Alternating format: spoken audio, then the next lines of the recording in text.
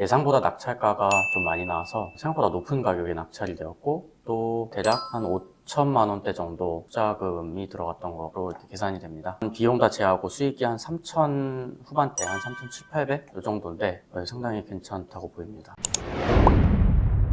자, 변호사님, 이번에 경매에 낙찰된 건이 하나 있어서 네, 맞습니다. 올해 9월이죠? 9월에 잔금 치른 채권인데 네네. 벌써 낙찰이 돼서 예상보다 빨리 낙찰이 돼서 아마 배당을 빨리 받을 것 같습니다. 듣자니 상당히 높은 수익률을 또 네, 예상을 좋았습니다. 하고 있고 할인도 많이 받은 걸로 알고 있거든요. 네, 맞습니다. 이번 그 투자 사례에 대해서 말씀해 주시겠어요? 네네.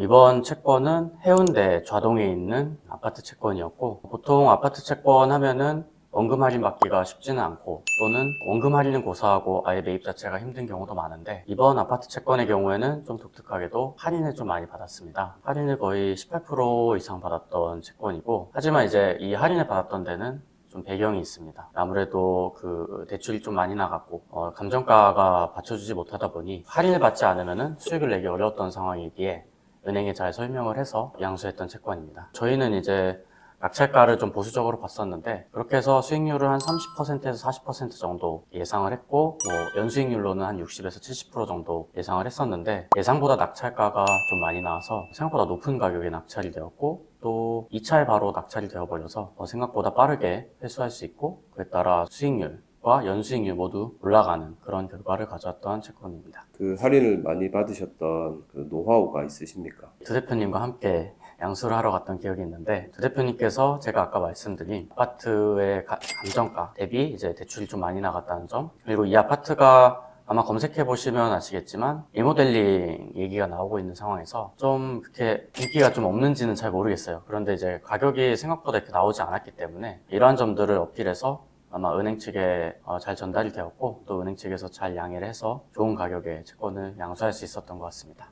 해운대 어느 지역인지 그리고 어떤 아파트인지 한번 말씀해 주시겠어요? 해운대 좌동에 있는 해운대 상록 아파트인데 저도 얼마 전에 이렇게 검색을 해보다 보니 부산에서는 또 1호 리모델링 아파트라고 하더라고요. 그래서 좀 연식은 됐지만 그래도 나름 고층이고 또 최상층 쪽에서는 뭐 바다 조망도 나온다고 하더라고요. 자세히는 모르겠지만 뭐 그래도 괜찮은 아파트라고 보여서 채권 매입을 진행하게 되었습니다. 지금 그 낙찰 가격을 보시면 네, 거의 시세에 준하는 가격으로 낙찰이 됐거든요. 예, 맞습니다. 네, 뭐 변호사님 보시기에는 어떤 분이 낙찰을 하신 것 같으세요?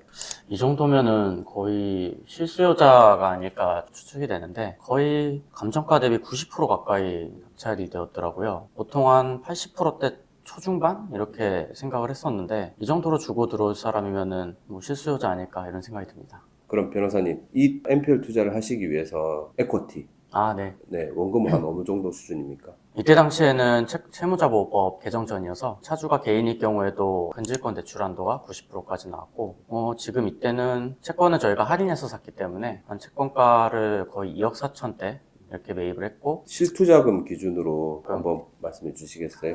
뭐 질권대출 이자 어느 네네. 정도 하시는지. 에쿼티 10%와 법무비, 그러니까 근저당권 이전비, 그리고 대출이자 등등. 대출이자가 대략 한 600 정도 나왔던 것 같은데 7% 정도로 해서 600 정도 나왔고 이렇게 금액을 합하니까 대략 한 5천만 원대 정도 투자금이 들어갔던 거로 이렇게 계산이 됩니다. 예상되는 배당액은요? 예상되는 배당액은 일단 비용 다 제하고 수익이 한 3천 후반대, 한 3,700, 800 이 정도인데 상당히 괜찮다고 보입니다. 그럼 5천대 그렇죠. 실투자를 하셔서 3천 수익을 내셨다는 말씀이시죠? 네, 또 말씀해보니 그렇네요.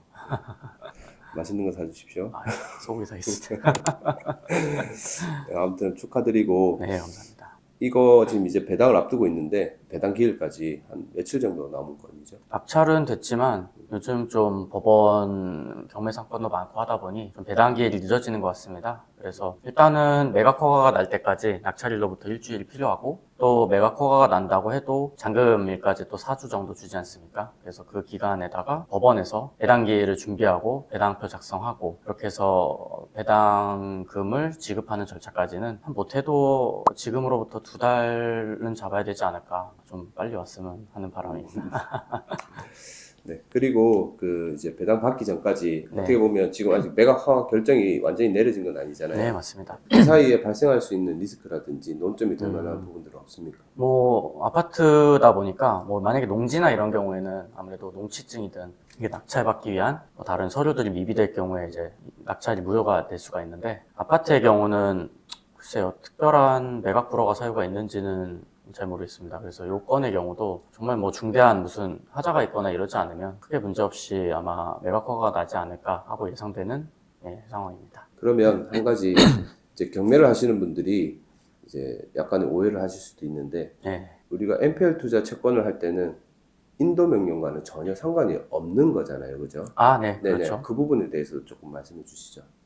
인도명령이라는 제도 자체가 이제 낙찰을 받았을 때 그곳에서 이제 살고 있는, 점유하고 있는 뭐 소유자라든지 점유자를 협의가 안 될 경우에 간명하게 법적 절차를 통해서 내보낼 수 있는 그런 목적을 가진 절차를 말하는데, 채권 같은 경우에는 우리가 투자한 금액은 경매에서 낙찰자가 낙찰을 받고 낙찰 잔금을 지급함으로써 배당기일에 우리가 1순위 근저당권자로서 우선 배당을 받아 나오는 절차인데, 우리는 그 배당금을 받아 나오면 우리의 투자는 종결이 되는 거기 때문에 따로 뭐 인도명령이나 이런 것들은 낙찰자의 관점에서 볼 문제이지 채권 투자자인 우리가 신경 쓸 문제는 아닌 것으로 보입니다. 네, 그리고 앞으로 한 배당까지는 2달 정도의 시간이 남아 있는데, 배당 절차에서 배당금을 받는 그런 법원에서 다 진행이 되겠죠. 그런 절차들을 한번 영상으로 이렇게 또 인사드릴 예정이고요. 혹시나 뭐 저희와는, 그러니까 채권 투자자인 저희와는 크게 상관은 없지만 이 물건이 궁금하신 분들도 있을 수 있으니 일정이 일정이 가능하다면 그날 법원에 간 김에 해운대 상록 아파트도 한번 이렇게 물건지도 촬영해서 한번 같이 올리도록 하겠습니다. 예, 이상 서변이었습니다. 시청해 주셔서 감사합니다.